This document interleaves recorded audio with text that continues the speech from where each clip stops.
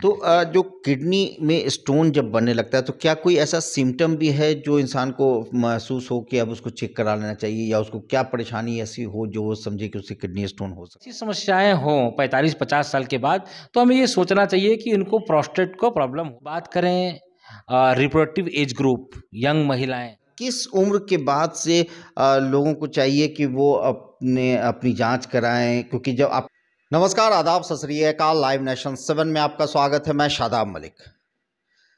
आज के दौर में जीवन जीने की शैली इस तरह की हो गई है कि जिस तरह से आराम पसंद और जिस तरह के फूड हम लोग खा रहे हैं, वैसी ही हमारी बीमारियां भी बढ़ती चली जा रही हैं। अभी हम चर्चा करेंगे। हमारे साथ मौजूद हैं मेदांता रांची के यूरोलॉजिस्ट डॉक्टर अशोक कुमार गुप्ता। हम आज जो चर्चा करने जा रहे हैं, हमारा विषय होगा कि किडनी से जुड़ी बीमारियों के बारे में हम डॉक्टर साहब से बात करेंगे। सर, लाइव नेशन 7 में आपका स्वागत है। जी नमस्कार शादाब जी। जी, तो आज जो मैं चर्चा करूंगा सर, वो सबसे अहम है कि किडनी से जुड़ी हुई जो बीमारी है वो कई तरह की परेशानी लोगों में बन रही है। जो सबसे ज़्यादा देखा जाए कि आम है तो वो है किडनी में स्टोन।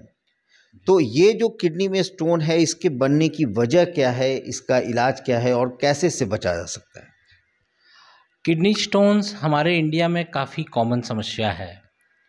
अगर इसके मूल कारण में जाया जाए तो हम समझ सकते हैं कि जब भी हमारा पेशाब हाइपर कंसंट्रेटेड या गाढ़ा हो जाता है तो उसमें जो डिज़ोल्व सॉल्यूट्स हैं वो प्रेसिपिटेट हो करके वो किडनी स्टोन्स बनने लगते हैं। तो पेशाब गाढ़ा होने का जो कॉमनेस्ट कारण है वो ये है कि हम लोग पानी कम पीते हैं। हमारा इंडियन क्लाइमेट जो है ये एक वार्म क्लाइमेट है और हम लोग पानी कम पीते हैं, तो एक डिहाइड्रेशन का एलिमेंट, एक कंपोनेंट हमेशा हमारे शरीर में रन कर रहा होता है, जिसके नाते पेशाब गाढ़ा हो जाता है और उसमें स्टोन्स बन जाते हैं। पानी के अलावा जो लोग ज़्यादा एनिमल प्रोटीन का व्यवहार करते हैं, भोजन में ज़्यादा चिकन या ज़्यादा नॉनवेज ज़्यादा खाते हैं, उन लोगों में भी पाया गया है कि किडनी स्टोन्स बाकी लोगों के तुलना में ये ज़्यादा होता है। इसके अलावा जो लोग ज़्यादा मोटे होते हैं, जिनका बीएमआई ज़्यादा होता है, उन केसेस में भी देखा गया है कि किडनी स्टोन्स उन लोगों में ज़्यादा होता था। इसके अलावा शुगर जिनकी बीमारियां होती है, डायबिटीज़, उन लोगों में भी किडनी स्टोन्स के चांसेस रिलेटिवली ज़्यादा होते हैं। तो जो किडनी में स्टोन जब बनने लगता है तो क्या कोई ऐसा सिम्टम भी है जो इंसान को महसूस हो कि अब उसको चेक करा लेना चाहिए, या उसको क्या परेशानी ऐसी हो जो वो समझे कि उसे किडनी स्टोन हो सकता है? जहाँ तक किडनी स्टोन का सवाल है तो इसका कॉमनेस्ट सिम्टम है पेट में दर्द होना। यूजुअली बाएं साइड फ्लैंक में मरीज को कई बार काफ़ी तेज कॉलिक सा पेन होता है, साथ में उल्टियाँ भी होती है। कई बार इसके साथ साथ पेशाब में खून भी आता है। पेशाब की समस्याएं जैसे कि बार बार जाना, लगने से रोक नहीं पाना, ऐसी समस्याएं भी किडनी स्टोन्स में होती है। और काफ़ी लंबे समय तक अगर किडनी स्टोन को अगर नज़रअंदाज कर दिया जाता है तो ये किडनी फेल्योर कर देती है। दोनों किडनी में अगर स्टोन्स बन गए, दोनों किडनी ब्लॉक हो गया, तो chronic kidney disease, renal failure के सिम्टम्स, भूख नहीं लगना, उल्टियाँ, ऐसी समस्याएं भी हो जाती है। मरीजों में ब्लड काफ़ी कम हो जाता है, काफ़ी अनीमिक हो जाते हैं वो।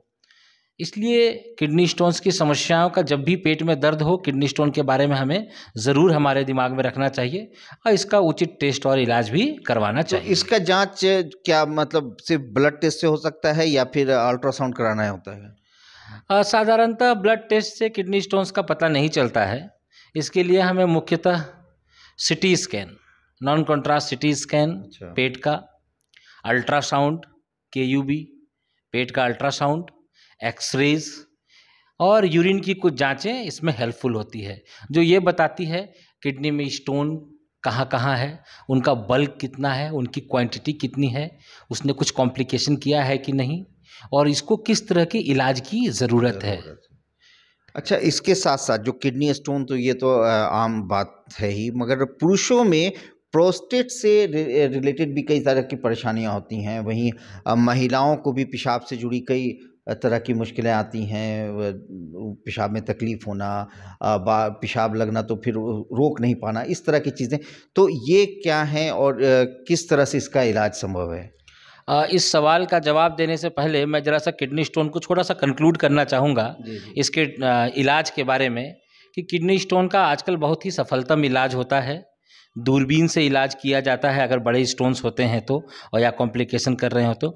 मरीजों को ज़्यादा रुकना नहीं पड़ता है, 1-2 दिन के अंदर ही उनका दूरबीन से, लेज़र से या लिथोट्रिप्सी से इलाज हो जाता है, और ये काफ़ी सक्सेसफुल इलाज है। और मरीज अगर इसके बाद सही मात्रा में पानी लेते रहें, जूस लेते रहें, तो दोबारा किडनी स्टोन्स भी उनको नहीं बनता। इसलिए अच्छे से पानी पीना ऑपरेशन के पहले, ऑपरेशन के बाद भी बहुत ज़रूरी है। अब आते हैं, आपकी जो मुख्य सवाल था कि महिलाओं और पुरुषों में, खासकर मिडिल एज्ड महिलाएं या फिर मिडिल एज्ड पुरुष लोगों में पेशाब संबंधी समस्याएं।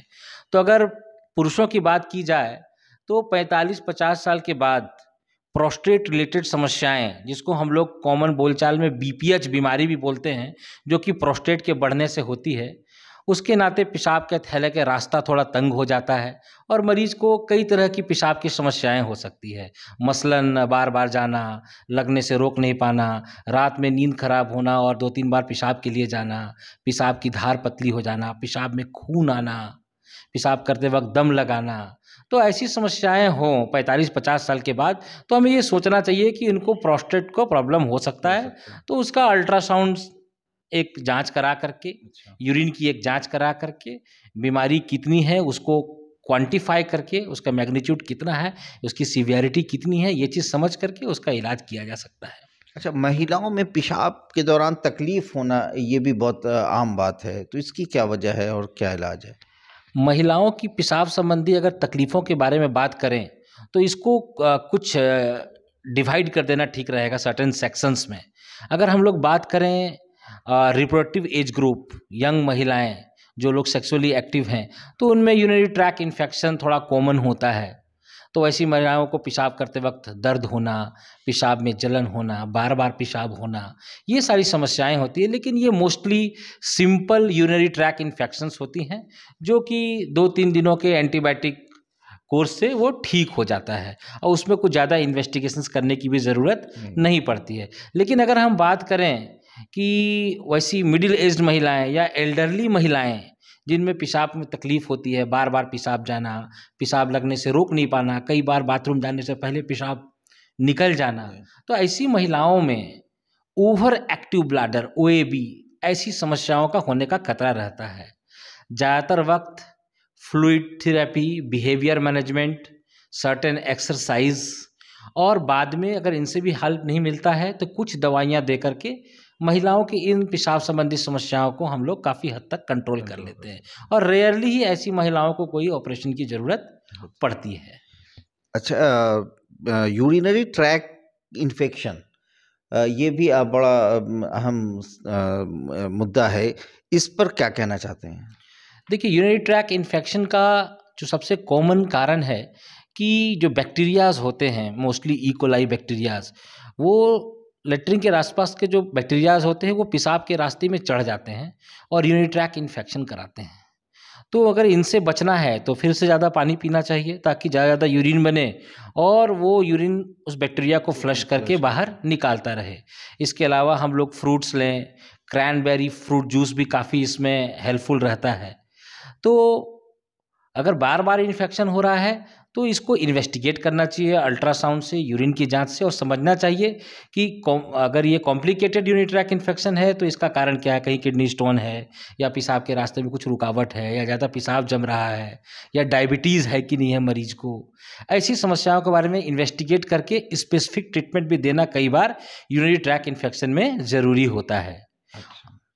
ये बहुत सारी मुद्दों में से कुछ और भी हमारे पास सवाल ऐसे हैं, जैसे कैंसर प्रोस्टेट और किडनी कैंसर, ये क्या है? प्रोस्टेट में कैंसर होना और किडनी में कैंसर होना, इसका पता कैसे चलेगा? इसका क्या इलाज संभव है? जी, आज के डेट में जो यूरोलॉजिकल कैंसर्स की आप बात कर रहे हैं, चाहे वो प्रोस्टेट का कैंसर हो या किडनी का कैंसर हो या पेशाब के थैले का ट्यूमर या कैंसर हो, इसका बहुत ही स्टैंडर्ड और डिफाइंड इलाज है और इलाज से ज़्यादातर मरीज़ ठीक हो जाते हैं।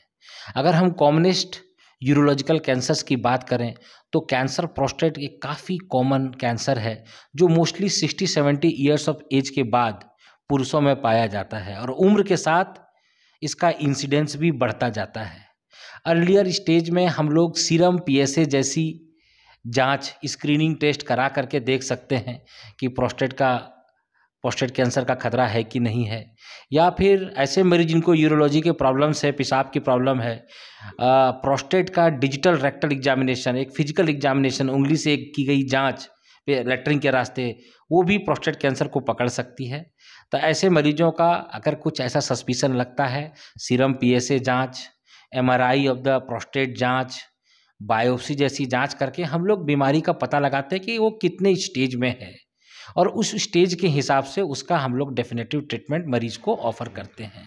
तो प्रोस्टेट कैंसर की अगर मैं बात करूं तो प्रोस्टेट कैंसर का सिम्टम क्या है, कैसे वो कुछ ऐसा सिम्टम भी है जिससे यह शक हो कि इसका की जांच करानी चाहिए? अनफॉर्चुनेटली ये प्रोस्टेट कैंसर बड़े ही स्लो ग्रोइंग होते हैं, लेकिन इनके सिम्टम्स जब ये काफ़ी फैल जाते हैं तब मरीजों को समझ में आते हैं। कई बार ये प्रोस्टेट कैंसर हड्डियों में फैल जाता है, रीढ़ की हड्डियों में फैल जाता है, जिसके नाते वहाँ पे उसका फ्रैक्चर हो जाता है और मरीज़ को पैरालिसिस हो जाता है, सीवियर बैक पेन हो जाता है, कई बार पेशाब रुक जाता है, कई बार पैरालिसिस हो जाता है। तो ऐसे सिम्टम्स हमारे पास आते हैं और बहुत कम केसेस में वो पेशाब के रास्ते में रुकावट भी पैदा कर देते हैं। तो ब्लैडर आउटलेट ऑब्स्ट्रक्शन, पेशाब पतली धार से निकलना, बहुत मुश्किल से पेशाब निकलना, ये समस्या, या पेशाब में ब्लीडिंग होना, ये सारे सिम्टम्स प्रोस्टेट कैंसर के होते हैं। लेकिन मोस्टली ये अर्ली स्टेजेस में ये एसिम्प्टोमेटिक होते हैं, इसलिए एक हाई इंडेक्स ऑफ सस्पिशन, उनके बारे में पहले से ही ज़्यादा केयरफुल रहना, ज़्यादा अलर्ट रहना ऐसे कैंसर से हम लोगों को बचा सकता है। तो जो आपने प्रोस्टेट कैंसर या प्रोस्टेट की बात की, इससे इसी तरह का तो किडनी की अगर हम बात करें तो किडनी कैंसर हो या किडनी से जुड़ी हुई कोई भी परेशानी हो तो यही सारे सिम्टम उसमें भी नज़र आते हैं। किडनी का कैंसर जो है वो मोस्टली यूरिन में ब्लड लेकर के प्रेजेंट करता है कि वो ब्लीडिंग कर रहा है। कभी कभी जब बहुत बड़ा ट्यूमर हो जाता है तो पेट में एक गांठ या एक मांस की तरह वो महसूस किया जा सकता है और रेयरली इसमें कभी कभी पेन होता है।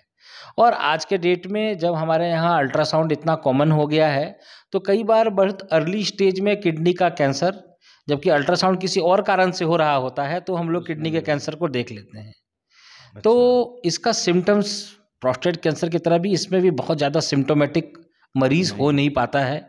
कई बार अन्य कारणों से जांच कराने के बाद ही हमें किडनी का कैंसर समझ में आता है।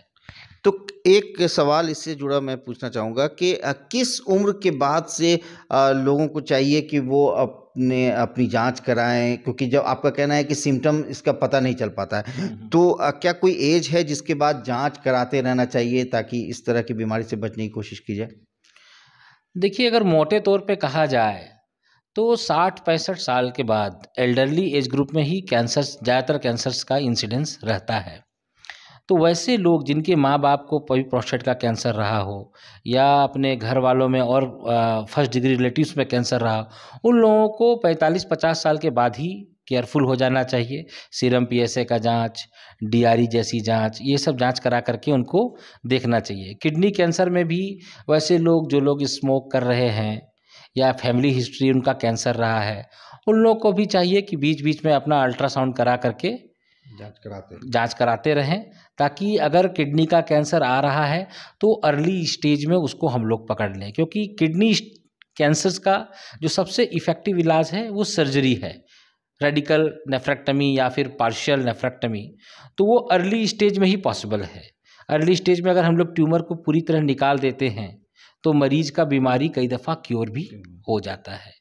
तो बहुत बहुत धन्यवाद डॉक्टर साहब। लेकिन अंत में मैं सिर्फ आपसे एक चीज़ जानना चाहूँगा कि आज के दौर की जो जीवन शैली है, रहने सहने की जीवन शैली, साथ ही साथ जो खान पान जिस तरह का हो गया, उसका कितना इसमें कंट्रीब्यूशन है इस तरह की बीमारियों के डेवलपमेंट में?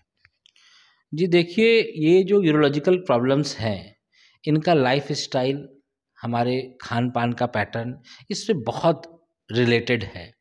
मोस्टली अगर किडनी स्टोन्स की बात कहें तो पानी ज़्यादा करके लेना चाहिए मरीजों को। फ्रेश फ्रूट्स, फ्रेश वेजिटेबल्स ये ज़्यादा लेना चाहिए। सिगरेट, शराब, अल्कोहल से उन्हें बचना चाहिए।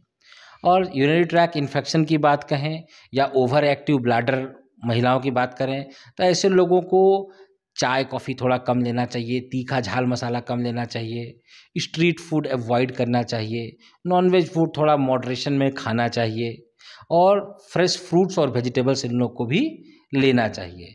और जहाँ तक बात है किडनी कैंसर्स का, तो जितने भी कैंसर्स हैं उसमें जेनेटिक फैक्टर बहुत इम्पॉर्टेंट होता है।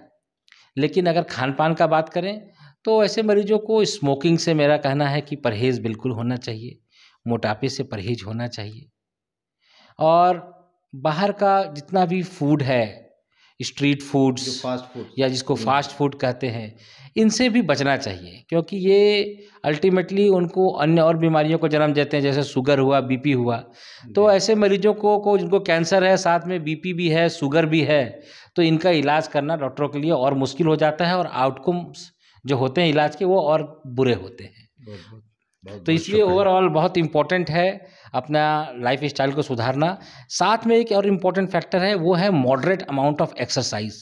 डेली मरीजों को थोड़ा थोड़ा व्यायाम ज़रूर करना चाहिए।